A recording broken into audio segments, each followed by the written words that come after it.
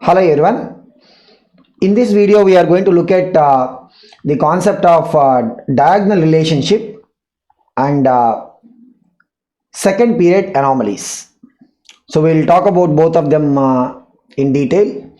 So if you look at the elements of second period, like the lithium, beryllium, boron, they have not so much similarities with the rest of the elements in the corresponding groups, but they will have resemblances, close resemblances with the elements magnesium, aluminum, silicon, which will be of the third period in the next higher group. So we can see, if you look at the pattern, right? So we'll have a diagonal pattern as we can see. So lithium will have similarities to magnesium, beryllium will have similarities to aluminum, boron will have similarities to silicon. So here the thing that we need to keep in mind is we are looking at what? We are looking at only the representative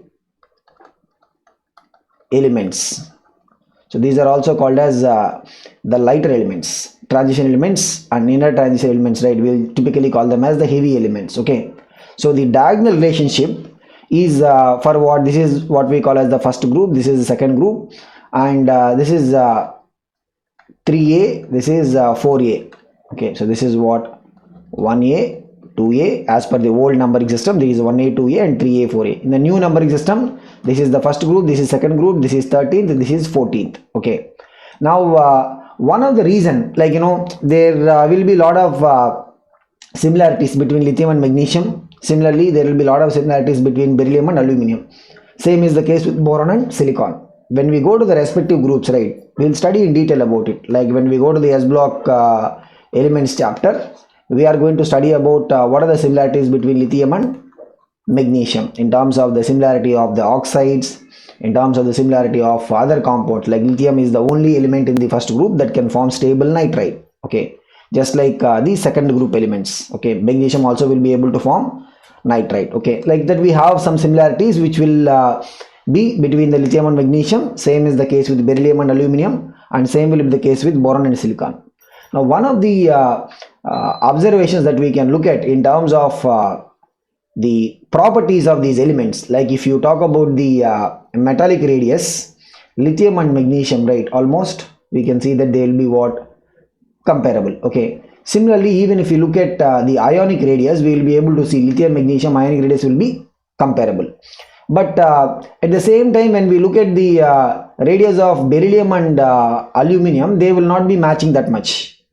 So the main reason for diagonal relationship is in terms of comparable values of electronegativities of these elements and polarizing power. So polarizing power is measured as the ionic charge divided by the ionic radius square. How do you measure the polarizing power? Polarizing power of these ions, right? So polarizing power, we will talk about this in detail in the chemical bonding chapter. So chemical bonding chapter, we will talk about the polarizing power. Okay, so polarizing power, I mean, to give a quick understanding, right, it is basically if we have formed already a cation, this cation will try to pull back the electrons from the anion. So this is what we will be calling as polarizing power. So if the polarizing power is more, means what? Already the given electrons will be pulled back. So polarizing power high, that would mean that the bond will be having more covalent characteristics. So we'll talk about it in the chemical bonding chapter, but here just need to understand what this property means.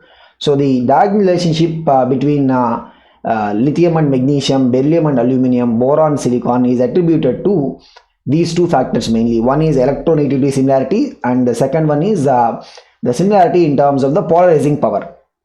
And the diagonal relationship, of course, is prominent only the lighter elements or the non-transition elements. Okay, so this is about the diagonal relationship. And when we go to the respective groups, right, we will study in detail, like in the S block elements, we will have like a set of similarities between lithium and magnesium. So here we don't need to cover all of them because there will be even some chemical similarities, chemical reaction similarities, etc., etc. Okay, but here we need to understand that the properties of lithium will be more akin to magnesium and beryllium will be more akin to aluminum. boron will be more akin to silicon. Okay, so this is about the idea of diagonal relationship. So why do you call it as diagonal relationship? Because you can see you form the diagonal pattern in the table. That is why we call it as a diagonal relationship. Okay, now while the elements lithium, beryllium, boron, they also belong to what? Second period. In fact, we can put the diagonal relationship where lithium, instead of having much similarities with the rest of the group elements, is in fact having similarities with magnesium. Beryllium is in fact having similarities with aluminum. Boron is having similarities with silicon.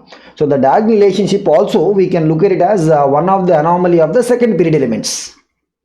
Okay, but generally when we look at the properties of the second period elements, right, they would be slightly different from the rest of the elements, and that is mainly attributed because of these elements will be very small in terms of size. Okay, they will have only two orbits, first orbit and second orbit, and the charge by radius ratio will be high because radius is small, right? So charge, because rest of the elements, if you compare the element with the other group elements, right, all of them will be having the same charge. Like say for example, we'll talk about, imagine the first group. Okay, so lithium, sodium, potassium, rubidium, cesium, all of them will be forming what? A univalent positive ion, right? Which means what? As an ion, all of them will be having the same charge. But since lithium is having very small radius, the charge by radius ratio for this ion will be very high. Okay, in fact, this is the reason why the hydration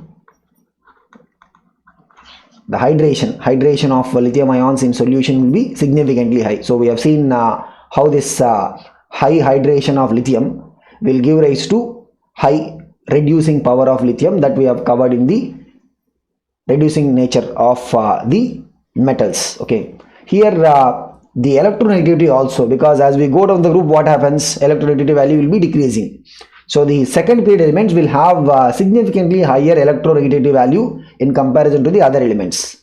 So the anomalous behavior is mainly attributed for what? Small size, that will lead to what? Large charge by radius ratio, and also the high value of electronegativity of these elements in comparison to the rest of the group. Now the first member of the group will have only 4 valence orbitals. So what are those? Like, it's only having the second orbit, right? In second orbit, what we have? We'll have a 2s orbital, 2px orbital, 2py orbital, and 2pz orbital. So it is having 4 orbitals. Okay, now the rest of the elements, like say for example, if you look at the third, so if you talk about the third period element, say in the same, we'll talk about for example, aluminum. So while boron will only have what? Second orbit as the outermost orbit, aluminum will have third orbit, which means in the valence shell we'll have 1 3s orbital, and then there will be 3px, there will be 3py, there will be 3pz, and then there are going to be 3dx square, y square, 3dz square, 3dxy, 3dyz, 3dzx. Like that we'll have 5 d orbitals. Okay, now totally what is the count? It is 5 plus 3 plus 1, totally it is 9. So what we'll see is that the second member will start having what? 9 valence orbitals. If you go to the next period, okay, fourth period means what? Fourth, for the sake of having the fourth orbit, even has an f subshell, which means what? There will be the 1 4s orbital, then there will be 3 4p orbitals, then there will be 5 4d orbitals, then there will be 7 4f orbitals. So in the valence shell, the number of available orbitals will be only 4 for the second period element. Third period element, it will be 9. And if you go to the further period, means what? We will see that the number can be significantly increasing. But what is the significance of this?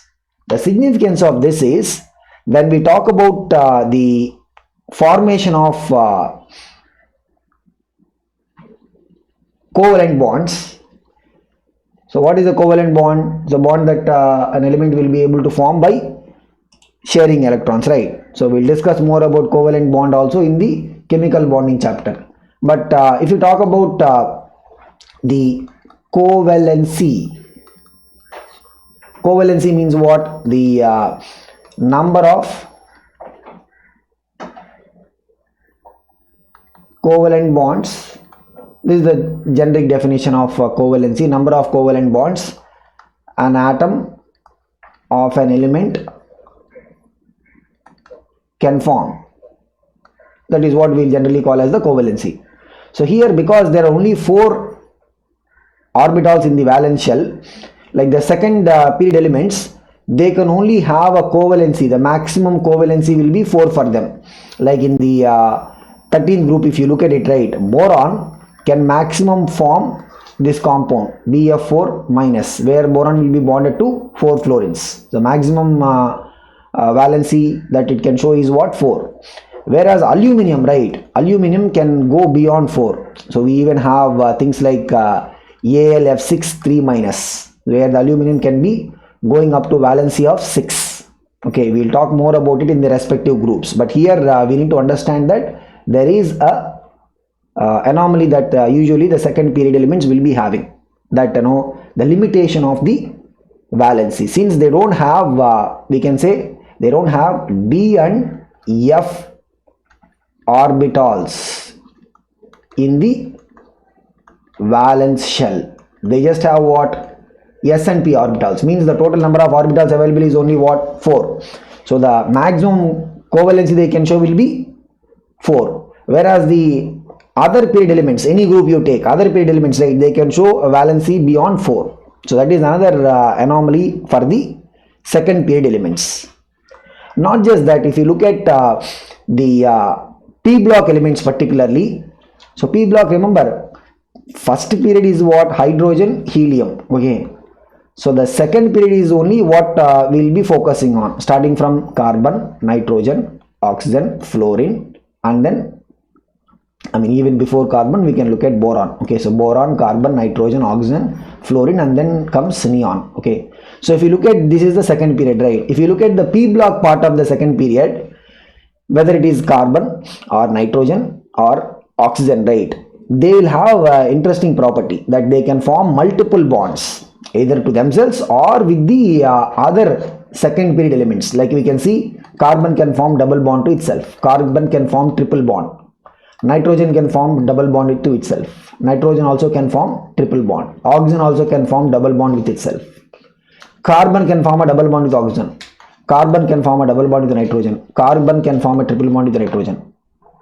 nitrogen can form a double bond with oxygen. So the p block part of the second period, right, these elements, they can form multiple bonds either with themselves or with the other elements of the same second period.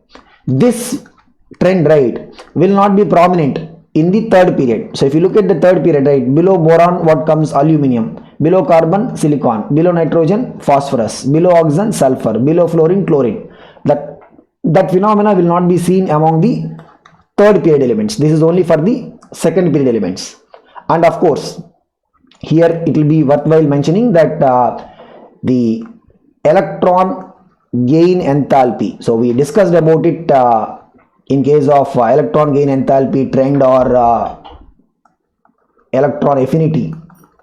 That's another name that we can use for calling it, right? So electron gain enthalpy or electron affinity of the second period will be less than the third period elements. So we have seen the phosphorus will be more than nitrogen, sulfur will be more than oxygen, chlorine will be more than fluorine. Why? Because of the exceptionally small size of these second period elements, right?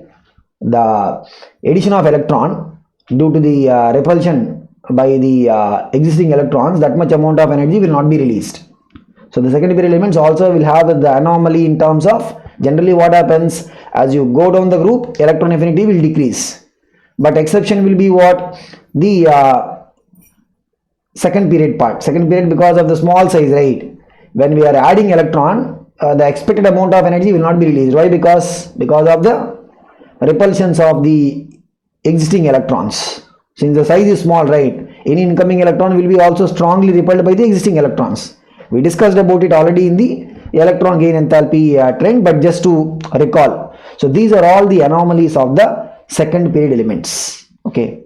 So this is about the idea of diagonal relationship and the anomalies of the second period elements.